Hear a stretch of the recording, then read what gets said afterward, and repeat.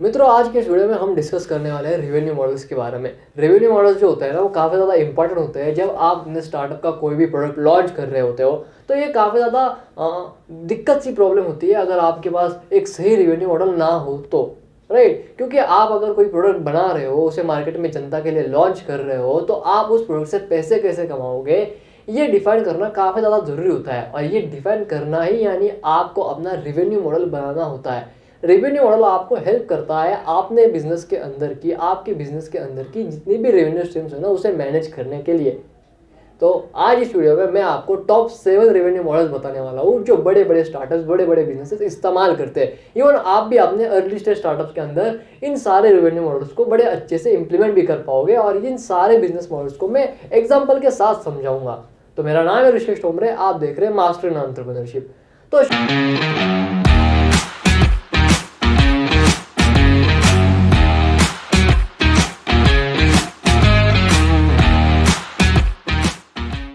तो शुरुआत करते हैं इस वीडियो की। जो 7 नंबर का जो बिजनेस मॉडल है ना, वो है भैया लाइसेंसिंग बेस्ड बिजनेस मॉडल।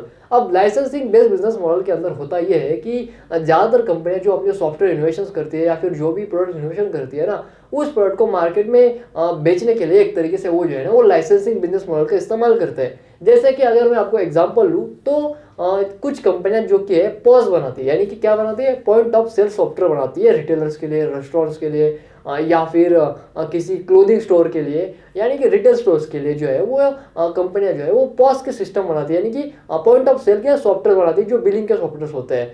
तो उसका पैसा जो है ना, वो एक साथ नहीं देती कंपनियां। कहती है कि भैया आप हमारे रिटेलर को जो भी हमारा पॉज का सिस्टम है ना, आप उसका जो है वो 1 साल का लाइसेंस ले लो और हर साल इस लाइसेंस को आप रिन्यू करवाओ। जैसे जो एग्जांपल है भैया माइक्रोसॉफ्ट का। माइक्रोसॉफ्ट क्या करता है, वो अपनी विंडोज की ऑपरेटिंग सिस्टम बनाता है। अब वो ऑपरेटिंग सिस्टम आप तो पायरेटेड आपको फ्री तो मिल ही जाएगी, लेकिन जो कंपनियां लैपटॉप्स वगैरह मैन्युफैक्चर करती है, जो सीपीयू वगैरह बनाती है ना, उनको जो है ना वो जो विंडोज का सॉफ्टवेयर वगैरह होता है, विंडोज की जो ऑपरेटिंग सिस्टम होती है ना, उसका ऑफिशियल लाइसेंस लेना पड़ता है उस कंपनी की तरफ से, यानी कि माइक्रोसॉफ्ट की तरफ से। और जब वो माइक्रोसॉफ्ट से लाइसेंस लेते हैं, तब जाके वो अपने कंप्यूटर्स के अंदर, अपने लैपटॉप्स के अंदर जो है वो आपको विंडोज प्रोवाइड कर पाते हैं।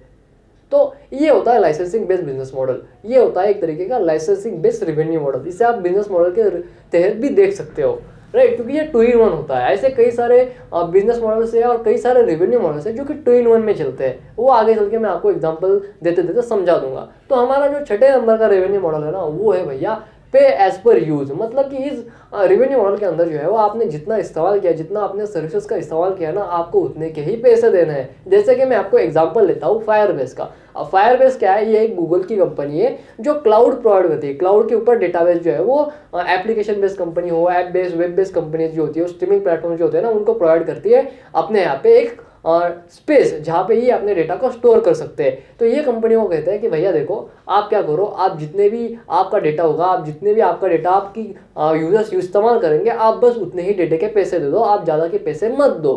इसे कहते हैं पे एज यू यूज। जैसे कि नेटफ्लिक्स जो है वो AWS का सर्वर इस्तेमाल करता है, और वहाँ पे वो जितना अपने सर्वर का इस्तेमाल करता है वो उसी के पैसे देता है AWS को। सिमिलरली जो डिज्नी प्लस हॉटस्टार है, वो जो है वो फायरबेस को उतने ही पैसे देता है जितने का वो स्पेस इस्तेमाल कर रहा है, यानी कि जितने की वो उसके यूजर जो है वो पेस इस्तेमाल कर रहे हैं। इससे ज़्यादा वो लोग कंपनियां पैसे नहीं देती है। तो इसे कहते हैं पे एज यू यूज, राइट। जितना आप यूज कर रहे हो आपको उतना ही पे करना चाहिए। और एक एग्जांपल देता हूँ मैं नेटफ्लिक्स का ही।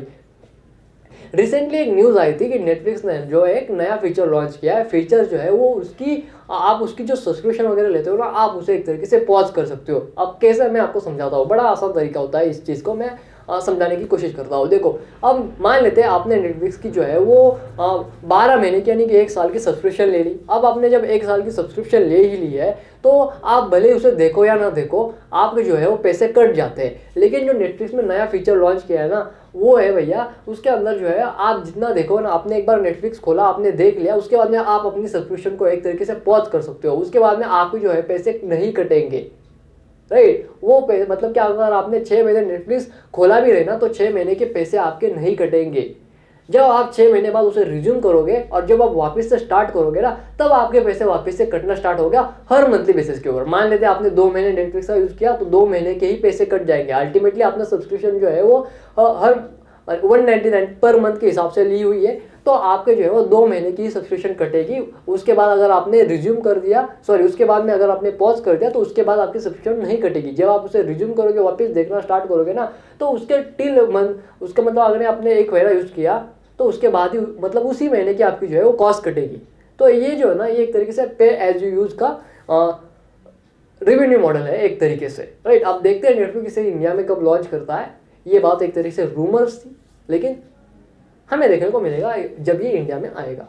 तो हम बात करते हैं हमारे 5th नंबर के रेवेन्यू मॉडल की, तो वो है भैया एड बेस्ड रेवेन्यू मॉडल। अब देखो, एड बेस्ड रेवेन्यू मॉडल के अंदर होता ये है कि जो कंपनियां वगैरह होती है ना, वो कम्युनिटी वगैरह क्रिएट करती है, और जब वो कम्युनिटी क्रिएट करती है ना, उसके ऊपर जो है ना वो एडवर्टाइज लगाती है और वहीं से वो पैसे कमाने की कोशिश करती है। जैसे कि अगर मैं बात करूँ, आपको एग्जाम्पल देता हूँ OLX का, तो OLX क्या करता है, वो पुराने सामान आप OLX के ऊपर जो है वो बेच सकते हो, प्लस पुराने सामान आप जो है OLX के ऊपर खरीद सकते हो। तो 2 लोगों की एक कम्युनिटी होती है जिन्होंने एक प्लेटफॉर्म के ऊपर लाया। तो अब OLX ने यहाँ से पैसे कैसे कमाने चाहिए, तो OLX ने क्या किया, यहाँ पे गूगल एडवर्ड्स लगा दिया, और OLX के ऊपर जितने भी यूजर्स जाते हैं, जितना भी OLX के ऊपर सामान सर्च करते हैं, स्क्रॉल करते हैं ना, उन्हें उतनी बार जो है वो OLX की ऐड दिखती है। जब OLX के ऊपर उसकी गूगल की जो ऐड जब उसे दिखती है, तब उस ऐड से जो है OLX पैसे कमाता है। सिमिलरली कार देखो भी इसी चीज़ को फॉलो करता है। कार देखो के ऊपर आप जाते हो, उसके ऐप के ऊपर जाते हो, उसके वेब के ऊपर जाते हो, और जब आप गाड़ियों की इंफॉर्मेशन लेते हो तो आपको बीच में ऐड दिखाई नहीं देखने को मिलता है, और जब आपको ऐड देखने को मिलता है तो अल्टीमेटली उस ऐड से जो है वो कार देखो भी पैसे कमाता है। तो ये होता है ad based revenue model. Okay, तो अभी आती है बारी हमारे 4th नंबर के रेवेन्यू मॉडल की। तो 4th नंबर का रेवेन्यू मॉडल है वो है भैया एट्रीब्यूट यार, ठीक है, स्क्रीन पे नाम देख लो यार, बड़ा यूनिक सा नाम है। तो देखो, इसके इस रेवेन्यू मॉडल के अंदर होता यह है कि आपका जो प्रोडक्ट है ना वो एक ही होता है, बट आप उसके लिए अलग अलग करेंसीज में पैसे जो है वो चार्ज करते हो। जैसे कि अगर मैं बात करूँ होस्टिंग कंपनियों की, GoDaddy जितने का डोमेन बेचता है इंडिया में, उतने ही रुपए का जो है वो डोमेन US के अंदर भी बेचता है। मान लेते कोई जो डोमेन है इंडिया के अंदर 150 रुपये को मिल रहा है, वही डोमेन जो है वो US के अंदर जो है वो 150 रुपये की वैल्यू, यानी कि जो डॉलर की वैल्यू 150 रुपये की होगी, यानी कि लगभग $2 के आसपास, या फिर हाँ $2 की, जो $2 के अंदर वहाँ पे भी आपको डोमेन जो है एक तरीके से मिल जाएगा। तो सर्विस जो होती है, कंपनी एक ही जगह के ऊपर खड़ी होती है और एक ही जगह से पूरे दुनिया भर में जो है वो अलग अलग करेंसीज में अपनी उसी सर्विसेज को बेचती है। ये ज़्यादातर होस्टिंग कंपनियां इस चीज़ को काफ़ी अच्छे से इस्तेमाल करती है, जैसे बिग रॉक हो गया, GoDaddy हो गया। ये एक ही जगह के ऊपर अपने सर्वर्स लगाते हैं, बाद में उन्हीं सर्वर्स की छोटी छोटी पैसे ना दुनिया भर के अलग अलग कंट्रीज के अंदर जो है उन्हें बेचते हैं, समझिए। तो ये एक रेवेन्यू मॉडल है। अभी बारी आती है हमारे 3rd नंबर के रेवेन्यू मॉडल की। जो 3rd नंबर का रेवेन्यू मॉडल है ना, वो है भैया सब्सक्रिप्शन बेस्ड रेवेन्यू मॉडल। अब सब्सक्रिप्शन बेस्ड है ना, एक तरीके के अंदर एक बिजनेस मॉडल भी होता है, प्लस एक तरीके से किसी कंपनी के अंदर ये रेवेन्यू मॉडल भी होता है। जैसे कि कोई कंपनी अगर फ्रीमियम बिजनेस मॉडल का इस्तेमाल कर रही है, तो फ्रीमियम बिजनेस मॉडल के अंदर जो सब्सक्रिप्शन मॉडल होता है ना, वो एज अ रेवेन्यू के सोर्स के हिसाब से काम करता है। जैसे कि अगर मैं आपको बात बताऊं कि एक वीडियो एडिटिंग ऐप है जिसके अंदर आपको कुछ फीचर मिलते हैं फ्री में, लेकिन अगर आपको प्रीमियम फीचर चाहिए, आपको ज़्यादा अच्छे फीचर चाहिए, तो आपको जो है वो प्रीमियम सब्सक्रिप्शन फी देनी पड़ती है। तो यहाँ पे प्रीमियम बिजनेस मॉडल भी आता है, प्लस सब्सक्रिप्शन का रेवेन्यू मॉडल भी आता है, जिसकी वजह से कंपनियां जो है वो मंथली पैसे कमाते हैं अपने यूजर से। तो सब्सक्रिप्शन बिजनेस मॉडल को, यानी कि सब्सक्रिप्शन बेस्ड रेवेन्यू मॉडल को कौन सी कंपनियां फॉलो करती है, तो वो Amazon प्राइम फॉलो करता है, हॉटस्टार फॉलो करता है, नेटफ्लिक्स फॉलो करता है, कई सारी कंपनियां जिनकी अपनी अपनी प्राइम सर्विसेज है। जैसे कि फ्लिपकार्ट का भी अपना एक सब्सक्रिप्शन बेस्ड बिजनेस मॉडल है, सब्सक्रिप्शन बेस्ड एक रेवेन्यू मॉडल फ्लिपकार्ट का भी है। काफ़ी ज़्यादा कंपनियां जो है वो इस चीज़ को इस्तेमाल करती है, प्रीमियम और सब्सक्रिप्शन, इन दोनों का एक ट्विन वर्जन होता है, एक कॉम्बो वर्जन होता है।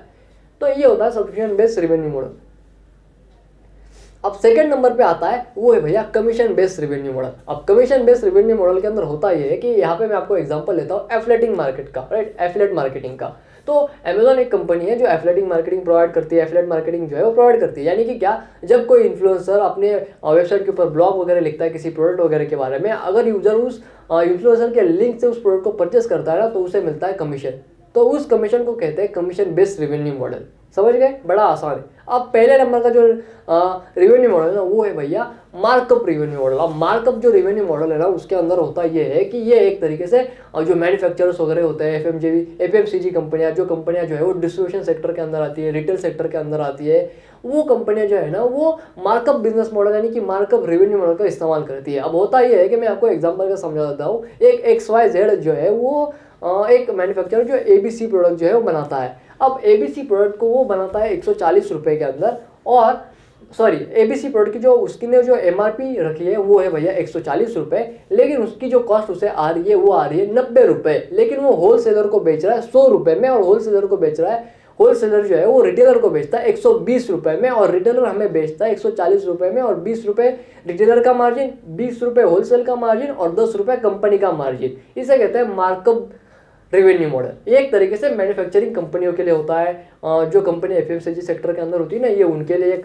जो रेवेन्यू मॉडल है काफ़ी ज़्यादा कारगर होता है। और ये जो मैंने अभी आपको बिजनेस मॉडल बताया, या फिर इसे जो है इसे डिस्ट्रीब्यूशन स्ट्रैटेजी कहते हैं। ये 3 टायर डिस्ट्रीब्यूशन स्ट्रैटेजी होती है, इसके अंदर कई सारी बातें होती है।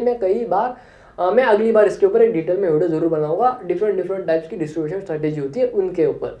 तो अगर आपको ये वीडियो पसंद आई तो इसे लाइक कीजिए, चैनल को सब्सक्राइब कीजिए, इस वीडियो को अपने दोस्तों के साथ शेयर जरूर कीजिए। मैं मिलता हूँ आपसे नेक्स्ट वीडियो में, तब तक के लिए जय हिंद, वंदे मातरम।